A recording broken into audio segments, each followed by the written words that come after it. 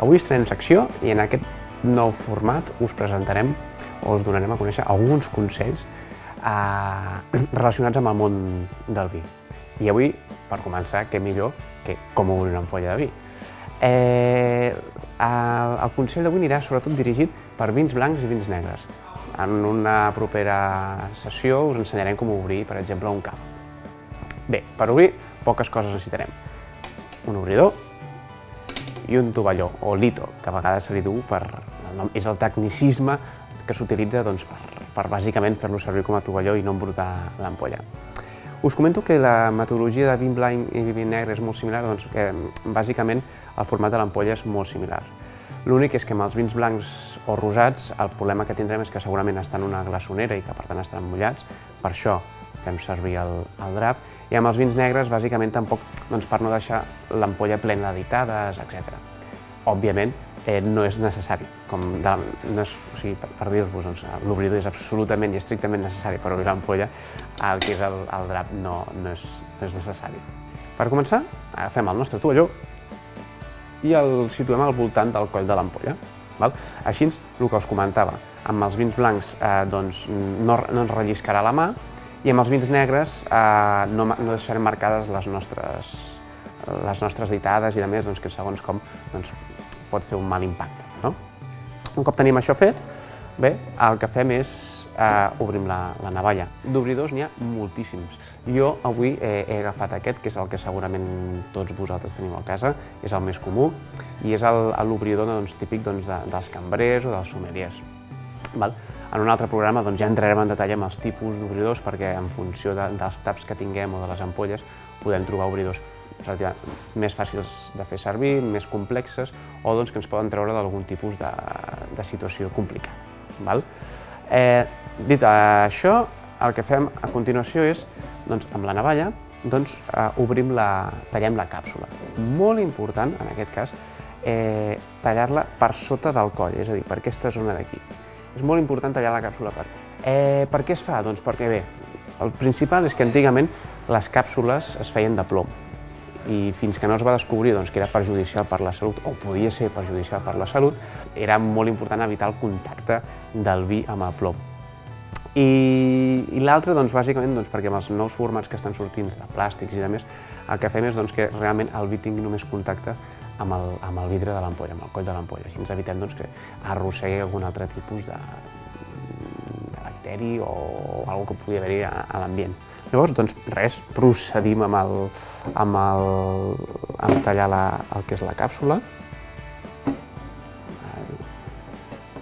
I un cop la tenim tallada, res, és qüestió de treure-la.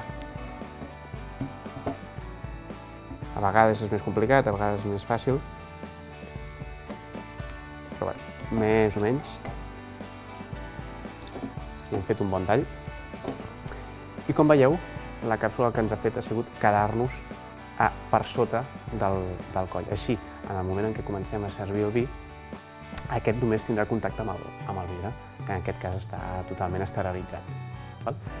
Llavors, un altre punt important és quan obrim, sobretot és una tonteria dir-ho, però és una lògica aplastant, però s'ha de recordar, és acompanyar molt bé, sense clavar-nos-la, el que seria amb el tap de suro. Per què? Doncs perquè el que és important és que aquí entri recte per evitar trencadisses de taps, que després ens acaba el suro dins o el que sigui.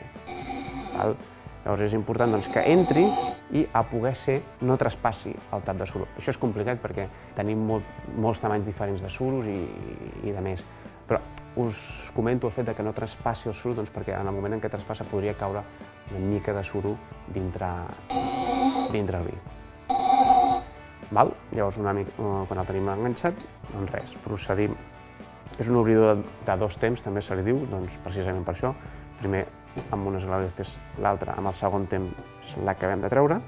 Important, tant amb els vins blancs com els vins negres, obrir-los dempeus, sobretot amb els vins negres, perquè si són vins de guarda, no anar-los removent perquè si no tindríem tots els pòsits que ens estarien donant voltes al voltant de l'ampolla. És important tenir-los a baix de tot. També entrarem en algun altre programa el fet aquest de decantar i airejar. I molt bé, un cop el tenim fora, en aquest cas, com podeu veure, no l'hem travessat, el que fem és senzillament olorar-lo. Ostres, la gent ens pregunta, i com sé jo si olora bé, si olora malament? És molt fàcil.